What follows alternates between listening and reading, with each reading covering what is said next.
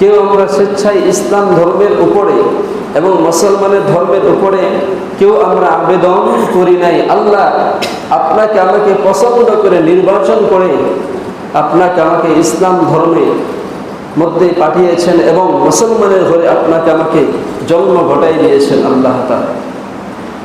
আল্লাহ চাইলে পারতেন আপনাকে আমাকে অন্য অন্য ধর্মের মধ্যে পাঠাইতে এবং অন্য অন্য ধর্মে জন্মগ্রহণ করাইতে পারতেন। আল্লাহ বলেন, আমি যাকে পছন্দ করি, আমি যাকে ভালোবাসি, আমি যাকে মহব্বত করি, আমি তাকেই একমাত্র আমার মনোনীত ধর্ম দান করে থাকি। আল্লাহ যাকে ভালোবাসে, যাকে মহব্বত করে, যাকে পছন্দ করে, আল্লাহ তাকে কি দেয়? ভালো জিনিস দেয় এবং ভালো জায়গায় পাঠিয়ে দেয়। বড় শুকরিয়ার বিষয় হলো যে আল্লাহ রাব্বুল আলামিন আপনাকে আমাকে মুসলমানের ধর্মে জন্মগ্রহণ করার তৌফিক দান করেছেন। এটা বিশাল বড় একটা নিয়ামত।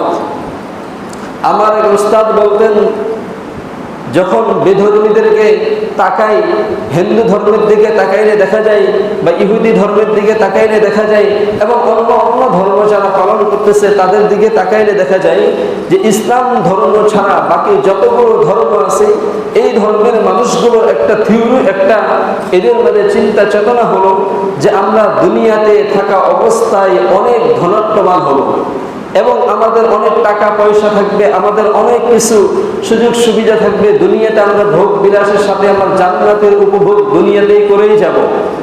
এটা হলো অন্য অন্য ধর্মদের একটা চিন্তা চেতনা এবং তাদের ধারণা, এবং তারা সেটার দিকেও তারা সাকসেস হওয়ার জন্য জান প্রাণ দিয়ে চেষ্টা করেন। কিন্তু দেখা যায় যে ইসলাম ধর্ম ছাড়া বাকি যতগুলো ধর্ম আছে ওগুলো ধর্মের চিন্তা চেতনা হলো আমাদের অনেক টাকা পয়সা থাকবে, আমাদের অনেক গাড়ি বাড়ি থাকবে, অনেক নারী থাকবে, দুনিয়াতে আমরা খুব সুন্দরভাবে আয়েশ আরাম করে চলবো। কিন্তু দেখা যায় যে সে সকল ধর্মের মধ্যে যে সকল মানুষ গরিব হালতে অবস্থায় বসবাস করে, যে সকল হিন্দু বৌদ্ধ খ্রিস্টানগুলো গরিব হালতে বসবাস করে, টাকা নাই তেমন, অর্থ সম্পদ তেমন কিছু নাই, চলার মতো যেভাবে শান শৌকতভাবে তারা দুনিয়া থেকে জান্নাত হিসেবে ব্যবহার করতে চেয়েছিল সেটাও তাদের সম্ভব হচ্ছে না। কেন? যে অর্থের কারণে। এক তো দেখা যায় দুনিয়াতে তারা এটাকে জান্নাত মনে করে তারা ব্যবহার করতে চাইছিল, কিন্তু দেখা যায় অর্থের কারণে, টাকার কারণে তারা দুনিয়াকে সেইভাবে ব্যবহার করতে পারলো না। তাহলে একটু চিন্তা করলে দেখা যায় ওরা দুনিয়াতেও হলো ধ্বংস, আখিরাতেও ধ্বংস। এ ব্যাপারে আল্লাহ আরেক আয়াতের মধ্যে বলেছেন, ইন্নাদ দীনা ইনদাল্লাহিল ইসলাম ওয়া মান ইয়াবতাগি গায়রাল ইসলামি দীনান ফালান ইউকবালা মিনহু ওয়া হুয়া ফিল আখিরাতি মিনাল খাসিরিন। আল্লাহ বলেন, ইন্নাদ দীনা ইনদাল্লাহিল ইসলাম, আমার মনোনীত দেওয়া ধর্ম হলো ইসলাম ধর্ম, আমার পছন্দনীয় ধর্মটা হলো ইসলাম ধর্ম। ওয়া মান ইয়াবতাগি গায়রাল ইসলামি দীনান ফালান ইউকবালা মিনহু ওয়া হুয়া ফিল আখিরাতি মিনাল খাসিরিন। ইসলাম ধর্ম ছাড়া বাকি যতগুলো ধর্ম আছে দুনিয়ার মধ্যে, এই সকল ধর্মগুলো দুনিয়াতেও ক্ষতিগ্রস্ত, আখিরাতেও ক্ষতিগ্রস্ত। তো উস্তাদ বলতেছিলেন যে আমার ওই সকল হিন্দুদের প্রতি, খ্রিস্টানদের প্রতি, নাসারাদের প্রতি আমার আফসোস হয়, এক তো দুনিয়াতেই তারা চাইছিল জান্নাতের মতো বসবাস করার ইচ্ছা তাদের ছিল, কিন্তু অর্থের কারণে তারা পারল না। দুনিয়াটাও ধ্বংস, আখিরাতও ধ্বংস। এখন যারা ইসলাম ধর্ম আপনি আমি গ্রহণ করেছি বা ইসলাম ধর্মের মধ্যে আপনার আমার জন্ম হয়েছে, আমরা কতই না সৌভাগ্যবান মানুষ যে আমাদেরকে আল্লাহ রাব্বুল আলামিন অটোমেটিকলি একদিন হলেও জান্নাত দিবেন, একদিন হলেও জান্নাত দিবেন। ইসলাম ধর্মের ভিতরে আপনি আমি জন্মগ্রহণ করেছি পাপের কারণে, অন্যায়ের কারণে। আল্লাহর হিসাব নিকাশের মধ্যে যদি জাহান্নামের আসামিও হয়ে যায়, আল্লাহ যদি জাহান্নামের মধ্যে পাঠিয়ে দেয়, এক সময় কিন্তু আপনাকে আমাকে জাহান্নাম থেকে বের করে আল্লাহ জান্নাত দিবেন। কিন্তু ইসলাম ধর্ম ছাড়া বাকি যতগুলো ধর্মের অনুসারীরা আছে এরা জাহান্নামে চলে গেলে এরা জাহান্নামে চিরকাল থাকবে, জান্নাত যাওয়ার কোনো সুযোগ নাই। আল্লাহ বলেন, ইয়া আইয়ুহাল্লাযীনা আমানু দুখুলু ফিস-সিলমি কাফা কাফা, হে ঈমানদারগণ তোমরা পরিপূর্ণভাবে ইসলামের ভিতরে প্রবেশ করো। উদখুলু ফিস-সিলমি কাফা, পরিপূর্ণভাবে ইসলামের মধ্যে প্রবেশ করো। এখানে লক্ষ্য করতে হবে যে আল্লাহ রাব্বুল আলামিন কাদেরকে ডাক দিয়ে বললেন? আল্লাহ বলেছেন ইয়া আইয়ুহাল্লাযীনা আমানু বলেছেন, হে সকল ঈমানদারগণ, উদখুলু ফিস-সিলমি কাফা, তোমরা ইসলামের মধ্যে পরিপূর্ণভাবে প্রবেশ করো। আল্লাহ এভাবে বলেন নাই যে ইয়া আইয়ুহান নাস উদখুলু ফিস-সিলমি কাফা। যদি ইয়া আইয়ুহান নাস বলতেন তাহলে সকল মানুষকে সম্বোধন করে বলা হতো। ইয়া আইয়ুহান নাস দ্বারা হে সকল মানুষ, উদখুলু ফিস-সিলমি কাফা, তোমরা ইসলামের মধ্যে পরিপূর্ণভাবে প্রবেশ করো। কিন্তু আল্লাহ সকল মানুষকে ডাক দেন নাই।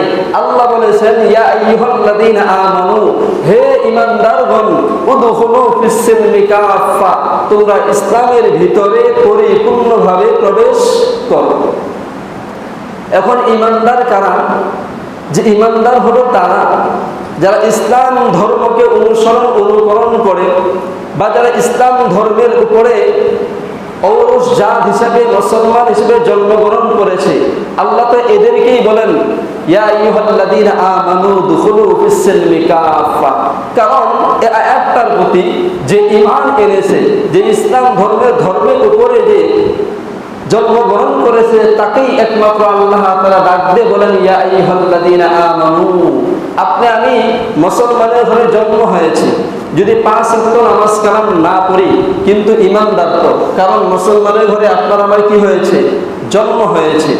আপনি আমি রাসূলের সুন্নতকে অনুকরণ করি না, কিন্তু আমি মুসলমানের ঘরে আমার জন্ম হয়েছে, যার ফলে যদি আমি জাহান্নামের আসামিও হয়ে যাই, আল্লাহ রাব্বুল আলামিন কিন্তু একটা সময় আমাকে জাহান্নাম থেকে বের করে জান্নাত দান করবেন। সুবহানাল্লাহ।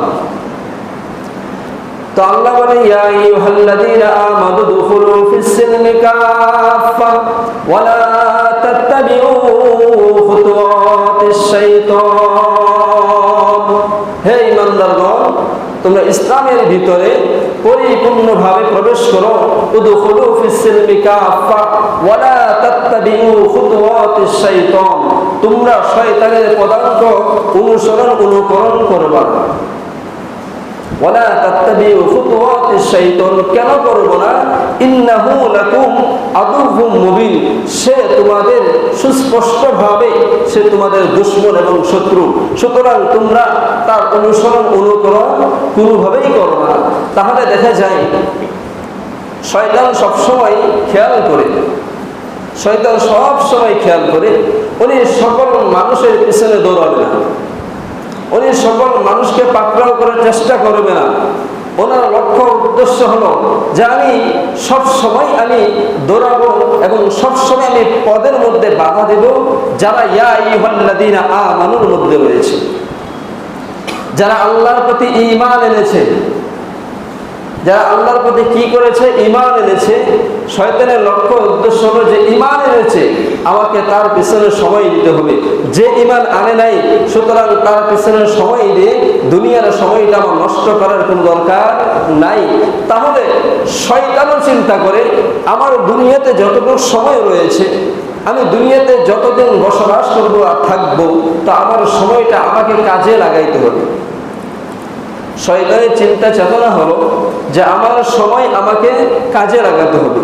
যদি আমি সকল মানুষের পিছনে দৌড়াই, তাহলে দেখা গেছে কাফেরের পিছনে দৌড়াইলে আমার কোনো লাভ হবে না, বেদিনের পিছনে দৌড়ালে আমার লাভ হবে না, ইহুদির পিছনে ছুটলে আমার লাভ হবে না, নাসারার পিছনে ছুটলে আমার লাভ হবে না, অন্য অর্থাৎ ইসলাম ধর্ম ছাড়া বাকি যতগুলো ধর্ম আছে ওই সকল ধর্মের প্রতি যদি আমি দৌড়াইতে থাকি আমার কোনো লাভ হবে না। কেন লাভ হবে না? যে ওই সকল ধর্মের ব্যাপারে আল্লাহ বলেছেন যে তারা চিরস্থায়ীভাবে জাহান্নামের মধ্যে চলে যাবে, তাদের জান্নাত যাওয়ার কোনো সুযোগ নাই। শয়তানের কাজেই হলো কিভাবে জাহান্নামের অবস্থাকে ভারী করা যায়, কিভাবে হাসরের ময়দানের সমস্ত মানুষগুলোকে জাহান্নামে ঢুকানো যায়। শয়তানের লক্ষ্য উদ্দেশ্য হলো জাহান্নামের সংখ্যাকে বৃদ্ধি করতে হবে, জান্নাতকে খালি করে দিতে হবে। তাহলে দুনিয়াতে শয়তানও কিন্তু ওই সমস্ত কাফের মুশরিক বেঈমানদের পিছনে সেও থাকতে রাজি না। তাহলে শয়তান কিভাবে তার সময়টাকে ভাগ করেছেন, কতটাই গুরুত্বপূর্ণ সে মনে করেছেন। আপনি আমি ইসলাম ধর্মের অনুকরণ করি, আপনি আমি মুসলমানের ঘরে জন্ম হয়েছি, এখন আমি যদি 5 ওয়াক্ত নামাজ জামাতের সাথে আদায় করি, আমার মাথায় টুপি থাকে, মুখে আমার সুন্নত অনুযায়ী দাড়ি থাকে, আমার চলাফেরা সবকিছু সুন্নত অবস্থায় হলো, আমি রাস্তার ডানে চলতেছি, সুন্নত তরিকায় চলতেছি, আমি রাস্তা থেকে বাজার থেকে বাড়ির দিকে চলে যাচ্ছি, আমি সুন্নত তরিকায় যাচ্ছি, আমার সব কিছু সুন্নত তরিকায় হচ্ছে, কিন্তু আমার বাড়ির সাথে দেখা যায় বা আমার পারিবারিক অবস্থা দেখা যায়, আমার সামাজিকতা অবস্থা দেখা যায়, আমার রাষ্ট্রীয়ভাবে অবস্থা দেখা যায়, আমি সুন্নতকে অনুকরণ করি না। শুধু আমি 5 ওয়াক্ত নামাজ কিভাবে জামাতের সাথে আদায় করতে হবে এই সুন্নতগুলো ঠিক রাখতেছি, আমার শরীরের মধ্যে 3.5 হাত বডির মধ্যে কিভাবে আমার সুন্নতগুলোকে পরিপূর্ণভাবে ঠিক রাখতে হবে আমি সেটাই ঠিক রাখতেছি। বাকি যে আমার রাষ্ট্রীয়ভাবে সুন্নত আছে বা আমার সামাজিকতা সুন্নত আছে, আমার ঘরের বিবির সাথে আমার সুন্নতগুলো রয়েছে, আমার ছেলে মেয়ের সাথে আমার সুন্নতগুলো রয়েছে, আমার হাট বাজারের সুন্নতগুলো রয়েছে, আমার দেখা যায় ইত্যাদি ইত্যাদি কাজের সুন্নতগুলো রয়েছে, সেগুলো কিন্তু আমি মানলাম না। শুধু মানলাম কি যে 5 ওয়াক্ত নামাজের সুন্নতকে মানলাম, আমার লেবাসের সুন্নতকে মানলাম, আমার টুপির সুন্নতকে মানলাম, আমার দাড়ির সুন্নতকে মানলাম, আমার পোশাকের সুন্নতকে মানলাম। এখন আপনি আমি যদি বলি যে ইয়া আইয়ুহাল্লাযীনা আমানু দুখুলু ফিস-সিলমি কাফা, আল্লাহ এখানে ডাক দিয়ে বলেছেন হে ঈমানদারগণ উদখুলু ফিস-সিলমি কাফা, তোমরা পরিপূর্ণভাবে ইসলামের মধ্যে প্রবেশ করো। তাহলে বলেন তো, আমার 5 ওয়াক্ত নামাজের সুন্নত ঠিক রাখলাম, আমার 3.5 হাত বডির মধ্যে সুন্নত ঠিক রাখলাম, কিন্তু আমার সামাজিকতার সুন্নত আমি ঠিক রাখি নাই, আমার রাষ্ট্রীয় জীবনের মধ্যে সুন্নত আমি ঠিক রাখি নাই, আমি কি পরিপূর্ণ ইসলামের মধ্যে ঢুকতে পেরেছি? পারি নাই। কেন পারি নাই? আল্লাহ বলেছেন পরিপূর্ণভাবে ঢুকতে হবে। অর্ধেক ঢুকলে পরিপূর্ণ ইমানদার হওয়া যাবে না, এবং ইমানদার বান্দা সে হতেও পারবে না। তাহলে আমার পরিপূর্ণভাবে ইসলামের মধ্যে ঢুকতে গেলে, পরিপূর্ণভাবে ইসলামের মধ্যে ঢুকতে হলে আমাকে কি করতে হবে? আমার করণীয় কি? আমি যেভাবে 5 ওয়াক্ত নামাজের সুন্নতকে আঁকড়িয়ে ধরলাম, আমার দেহের মধ্যে যে সমস্ত সুন্নতগুলো রাসূল বলেছেন মা আতাকুমুর রাসূল ফাখুযুহু ওয়া মা নাহাকুম আনহু ফান্তাহু, রাসূল যাহা নিয়ে এসেছেন আল্লাহ তাআলার কাছ থেকে সেই সমস্ত জিনিসগুলোর ব্যাপারে বলেন মা আতাকুমুর রাসূল, আমি রাসূল যাহা নিয়ে আসলাম ফাখুযু, তোমরা তা আঁকড়িয়ে ধরো, ওয়া মা নাহাকুম আনহু ফান্তাহু, এবং আমি রাসূল যে সকল জিনিস থেকে তোমাদেরকে বিরত থাকার আদেশ করলাম সেগুলো থেকে তোমরা বিরত থাকো। তাহলে রাসূল তো আপনার আমার জন্য অনেক কিছুই নিয়ে এসেছেন, এখন আমি রাসূলের জন্য, রাসূল যেগুলো বলেছেন যে আমার আঁকড়ে এই বস্তুগুলোকে আঁকড়িয়ে ধরো, তাহলে তোমরা পরিপূর্ণ ইমানদার বান্দা হিসেবে ইসলামের মধ্যে পরিপূর্ণ প্রবেশ করতে পারবে।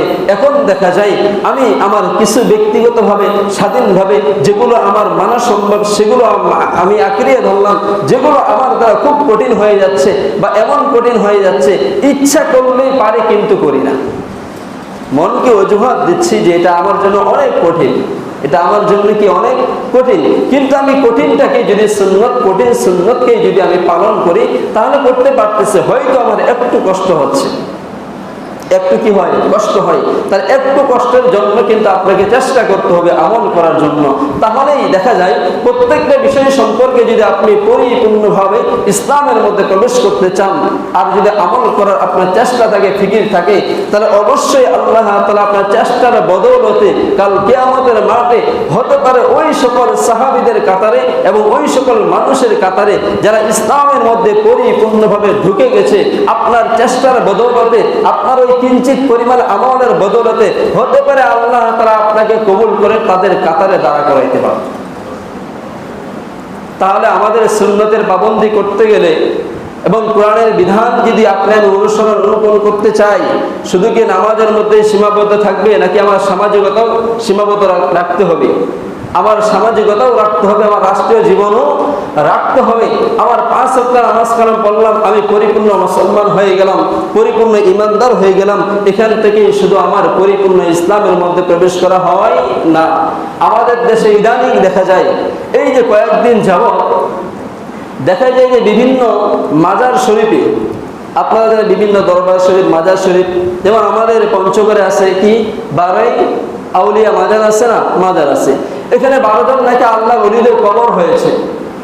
যদি 12 জন আল্লাহর ওলিদের কবর হয়ে থাকে আলহামদুলিল্লাহ, খুব ভালো। এটাও আপনার আমার জন্য খুব সৌভাগ্যের বিষয় যে 12 জন আউলিয়ার কবর যদি আপনার আমার পঞ্চগড় জেলার মধ্যে হয়ে থাকে, তাহলে এটা তো আপনার আমার জন্য বিশাল বড় একটা সৌভাগ্যবান। কারণ আল্লাহ রসুল বলেন, কোনো জেলায় বা কোনো এলাকায় কোনো জায়গায় যদি আল্লাহর ওলিদের কবর থাকে, মাজার শরীফ থাকে, তাদের কবর থাকে, ওলিদের কারণে আল্লাহ তাআলা ওই জায়গার মানুষগুলোকে অনেক আযাব গজব থেকে নিরাপদ রাখেন। কারণ সেখানে একজন ভালো আল্লাহর ওলির কবর রয়েছে বিদায় এই আল্লাহর ওলির কারণে কিন্তু আল্লাহ তাআলা মুসিবতের মানুষকে মুসিবত থেকেও আল্লাহ তাআলা রক্ষা করেন। এখন আমাদের দেশে দেখা যায় যে একদল মানুষ এখন আছে যে এরা বিভিন্ন জায়গার হক্কানি আউলিয়াদের ওলিদের কবরকে, মাজার শরীফকে ভাঙচুর করতেছে। দেখেন নাই আপনারা, ভাঙচুর করতেছে। এখন আমাদের এখান থেকে দুইটা বিষয় হলো যে একদল আলেম ওলামা বলতেছে মাজার শরীফগুলো ভেঙে দাও, এগুলোকে লাথি মারে ঘুরিয়ে দাও, আগুন লাগিয়ে দাও, জ্বালিয়ে দাও। আর একদল ওলামা کرام বলতেছে যে না, মাজার শরীফ ভাঙা যাবে না। এখন আমরা কোন দিকে যাব? আমরা তো সাধারণ মানুষ ভাই, আমি তো ইসলাম সম্পর্কে অতটুকু জানি না, বা আমার কাছে এমনও প্রশ্ন হতে পারে, হুজুর আমি তো ইসলাম সম্পর্কে অতটুকু আমি জ্ঞান অর্জন করি নাই, আমি তো ইসলাম সম্পর্কে অতটুকু পড়াশোনাও করি নাই, আমি তো অতটা ফিকহের মাসলা মাসাইলও জানি না। কিন্তু আপনার মতোই একদল আলেম বলতেছে মাজার শরীফকে ভেঙে তছনছ করে দাও, আগুন লাগিয়ে দাও, জ্বালিয়ে দাও, ছাই করে দাও। আবার আপনার মতো একজন আলেম বলতেছে যে না, মাজার শরীফ ভাঙ্গা যাবে না, তাদেরকে ভাঙচুর করা যাবে না, আগুনও লাগানো যাবে না, জ্বালিয়ে দেওয়া যাবে না, ছাই করে দেওয়া যাবে না। তাহলে আমরা যাবো কোন দিকে? রাসূলের হাদিস, রাসূল বলেন কোনো যদি আউলিয়ার কবর থাকে, কোনো যদি হক্কানি পীরের কবর থাকে, তাহলে সেই কবরকে, সেই মাজার শরীফকে ভাঙ্গা যাবে না। কারণ সেখানে একজন আল্লাহর ওলি রয়েছে, আউলিয়া রয়েছে। যদি সত্যিকারে সেখানে একজন আউলিয়ার কবর হয়ে থাকে, একজন আল্লাহর ওলির কবর হয়ে থাকে, তাহলে তোমরা সেখানে জিয়ারত করো, সেটা ভাঙ্গা যাবে না। তাহলে কেন তারা ভাঙতেছে? প্রশ্ন হলো যে ভাঙতেছে এই জন্যই। এখন দেখা যায় এখানে এক আল্লাহর ওলির কবর আছে। আমি এক্সাম্পল আমাদের পঞ্চগড়ের 12 আউলিয়ার কবর সম্পর্কে আপনাদেরকে বলি। পঞ্চগড়ের 12 আউলিয়ার কবরের মধ্যে আমি যতটুকু শুনেছি বা আপনারাও দেখেছেন যে সে জায়গায় নাকি মানুষ অনেকে গাঞ্জাও খায়, নেশাও বানিয়ে করে কিনা। আমার এক বন্ধুর সেখানে বাসা, তো ওই মাজার শরীফের আশপাশেই বাসা। তো উনি বলে, দোস্ত এই যে 12 আউলিয়ার যখন মেলা হয় বা যখন এখানে অনুষ্ঠানটা হয়, দেখা যায় একদল মানুষ সেখানে গাঞ্জাও বিক্রি করে। শুধু এটা নয়, এখানে জেনা পর্যন্ত হচ্ছে। শুধু এটা নয়, যত আকাম কুকাম আছে সবগুলো এখানে হয়। তাহলে বলেন এটা কি দোষ কি আউলিয়াদের না আমাদের? দোষ কার? আউলিয়াদের না আমাদের? আমাদের দোষ। কেন? আউলিয়া তো তার আল্লাহর অনুসরণ করতে করতে, রাসূলের অনুসরণ করতে করতে জীবন দিয়ে সে মৃত্যুবরণ করেছে, তার কবর একখানে হয়ে গেছে। আল্লাহ রাসূলের হাদিস হলো আউলিয়ার কবর হয়েছে, মাজার শরীফের কবর হয়েছে, তোমার লক্ষ্য উদ্দেশ্য হবে সেখানে জিয়ারত করার জন্য। কিন্তু যদি সেখানে গান বাজনা হয় বা সেখানে মদ পান করা হয়, নেশা বিক্রি হয়, সেখানে জেনা হয়, তাহলে কি করতে হবে? করণীয় হলো যারা ওই জায়গার মধ্যে নেশা বিক্রি করে বা গাঞ্জা বিক্রি করে খারাপ কাজ করতেছে, তাদেরকে সেখান থেকে দূর করে দিতে হবে। রাসূলের হাদিস হলো তাদেরকে সেখান থেকে কি করতে হবে? দূর করে দিতে হবে। সেখানে যদি কোনো অন্যায় হয়ে থাকে, গুনার কাজ হয়ে থাকে, সেগুলো দূর করে দিতে হবে। মাজার শরীফ ভাঙ্গা যাবে না, কারো আল্লাহর ওলির কবরকে ভাঙ্গা যাবে না। যদি এমনটা হয় যে আমাদের দেশে কিন্তু এগুলো অনেক আছে, যে আপনি কুমিল্লা যাবেন, চাঁদপুরে যাবেন, নোয়াখালী যাবেন, চট্টগ্রামে যাবেন, এগুলো জায়গায় আপনি যখন সফর করবেন, দেখবেন বাড়ি বাড়ি মাজার শরীফ, বাড়ি বাড়ি মাজার শরীফ। মানে ওর বাবা কোনো ওলি ছিল না, কোনো আলেমও ছিল না, কোনোটাই ছিল না, কোনো এক জটওয়ালা বাবা বা গাঞ্জাখোর বাবা, এইরকম কিছু বাবা তাবার সাথে থাকে, এইরকম কিছু সোহবত গ্রহণ করে মৃত্যুবরণ করেছে। এখন তার কবরটা দিয়েছে তার বাড়ির ভিতরে, এখন সেটাকে মাজার বানিয়ে ফেলছে, মাজার বানিয়ে সেটাকে ব্যবসা বাণিজ্য করতেছে। অথচ ওই লোকটার জীবনের পিছনের দিকে তাকাইলে দেখা যায় সে কোনো আলেমও ছিল না, ওই রকম 5 ওয়াক্ত নামাজি কোনো বান্দাও ছিল না, রাসূলের ওই রকম কোনো আশিক হিসেবে গোলামও ছিল না। তাহলে দেখা যায় সম্পূর্ণ সে যতদিন দুনিয়াতে বেঁচে ছিল সে নিজেও ধর্মটাকে ব্যবসা করে চলেছে, মৃত্যুর পরে তার লাশটাকে নিয়েও তার অনুসারীরা, তার ছেলেরা সেটাকে ব্যবসা রূপে রূপান্তরিত করে ফেলেছে। এমন যদি মাজার হয়ে থাকে, এমন যদি কবর হয়ে থাকে, আল্লাহর রাসূল বলেন ওই মাজারকে ভেঙে দাও, জ্বালিয়ে দাও, ওদেরকে তছনছ করে দাও, কারণ সেগুলো রাখা যাবে না। এরা সম্পূর্ণটাই হলো ধর্ম ব্যবসায়ী এবং ইহুদির দালাল। আমাদের দেশে যারা এখন আন্দোলন করতেছে, দেখবেন কি বিশাল বড় বড় জট, এক একজনের জট মনে খুললে রাস্তার মধ্যে কমপক্ষে 4-5 ফিট ঝুলে থাকবে, এত বিশাল বড় বড় জট। এরা নাকি মিলে মাজার শরীফের ভক্ত, এদের কাছে গাঞ্জাও পাওয়া যায়, সর্ব ধরনের নেশাও পাওয়া যায়, এমনকি সেখানে জেনা পর্যন্ত হয়। এদেরকে যে জিজ্ঞাসা করা হয় সূরা ফাতিহা বলে না, বলতে পারবে না। যদি বলেন 5 ওয়াক্ত নামাজে ফরজ ক্ষতি, ওরা কোনোটাই বলতে পারে না। আপনি ইউটিউব যারা চালান, ফেসবুক যারা চালান, অনেকেই দেখেছেন এগুলো। তাহলে বলেন, যেখানে সত্যিকারে আল্লাহর ওলির কবর নাই, যেখানে সত্যিকারে কোনো মাজার শরীফ নাই, ওই রকম বড় ব্যক্তি বুজুর্গ নাই, যারা এটাকে ব্যবসা বানিয়ে চালিয়ে যাচ্ছে, সে সকল মাজারকে ভেঙে দিতেই হবে, জ্বালিয়ে পুড়িয়ে ছাই বানিয়ে দিতে হবে। আল্লামা সাইফুল হাদিস ইবনে সাইফুল হাদিস মামুনুল হক শাহ হাফিজাহুল্লাহ এই কথাটাই বলেছেন, যারা মাজারকে ব্যবসা বানিয়ে চালিয়ে যাচ্ছে, অথচ সেটা আল্লাহর কোনো ওলির কবর ছিল না, কোনো এক গাঞ্জাখোরের কবর ছিল, সেটাকে মাজার বানিয়ে এখন ব্যবসা বানিয়ে চালিয়ে যাচ্ছে, ওই সমস্ত মাজারগুলো ভেঙে দাও, জ্বালিয়ে দাও, পুড়িয়ে দাও, সারখার করে দাও। সেগুলো মাজার সম্পর্কেই কথা বলেছেন। এক মানুষ মাথায় চুল রাখছে, বিশাল বড় বড় চুল রাখছে, ওই যে মাজারে দরবারের মানুষগুলো চুল যেমন রাখে এরকম চুল রাখছে। চুল রাখলে দেখা যায় যে পুরুষ মানুষ বা মহিলা মানুষেই বা পুরুষ মানুষে কারো মাথার চুল যদি 4 থেকে 5 ফিট হয়, তাহলে ওই মাথার মধ্যে কিন্তু বা ওই চুলের মধ্যে উকুন ধরাটাই স্বাভাবিক। যেহেতু মাথার চুল অনেক বড়, এই জন্যই উকুন ধরাটাই স্বাভাবিক। এখন উকুন ধরলে সেখানে কি করতে হবে? তার কল্লাকে কি কেটে ফেলতে হবে?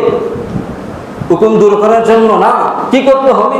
যদি কোনো মেডিসিন ব্যবহার করে উকুনকে সরানো যায়, তাহলে সেই মেডিসিন ব্যবহার করতে হবে। আর যদি দেখা যায় মেডিসিনের দ্বারা উকুন যায় না, তাহলে মাথার চুলগুলো কি করতে হবে? ফালাই দিতে হবে, তাহলে উকুন দূর হয়ে যাবে। ঠিক তেমনি ভাবে কোনো মাজারের মধ্যে যদি এইরকম কাণ্ডকীর্তি হয়, সেখানে গেলে গাঞ্জা পাওয়া যায়, সেখানে গেলে ইয়াবা পাওয়া যায়, সেখানে গেলে নেশা পাওয়া যায়, সেখানে গেলে অবৈধভাবে নারী পাওয়া যায়, সেখানে গেলে দেখা যায় কোনোটাই আল্লাহ রাসূলের সুন্নাতের অনুসরণ অনুকরণ কোনোটাই পাওয়া যায় না, আল্লাহর বিধানও কোনোটাই পাওয়া যায় না, তাহলে সে সকল মাজারে যদি আল্লাহর ওলিদের সত্যিকারের মাজার হয়ে থাকে, মাজারের জায়গায় থাকবে, ওলির কবরে থাকবে, যারা সেখানে উকুন ধরে বসে আছে, এদেরকে এখান থেকে উৎখাত করতে হবে। তাহলেই দেখবেন যে মাজারও পবিত্র হয়ে যাবে, সমাজও পবিত্র হয়ে যাবে, সকলের মাঝে তখন চিন্তা চেতনা ফিরে আসবে যে ওলিদের কবরে গিয়ে আমাদের কি করতে হবে? জিয়ারত করতে হবে। এই জন্য আল্লাহ বলেন, ইয়া আইয়ুহাল্লাযীনা আমানু দুখুলু ফিস সিলমি কাফা ওয়া লা তাত্তাবিউ খুতুওয়াতিশ শাইতান ইন্নাহু লাকুম আদুউম মুবিন। হে সকল ঈমানদার, তোমরা ইসলামের মধ্যে পরিপূর্ণভাবে ঢুকো, পরিপূর্ণভাবে প্রবেশ করো। ওয়া লা তাত্তাবিউ খুতুওয়াতিশ শাইতান, তোমরা শয়তানের পদাঙ্ক অনুকরণ করবে না। ইন্নাহু লাকুম আদুউম মুবিন, কেননা শয়তান তোমাদের প্রকাশ্য একজন দুশমন এবং শত্রু। আল্লাহ রাব্বুল আলামিন আপনাকে আমাকে সকলকে কোরআনের আয়াতের প্রতি আমল করার তৌফিক দান করুন। সকলে বলুন আমিন। যারা সুন্নাত পড়ে নেই সুন্নাত পড়ে নিন।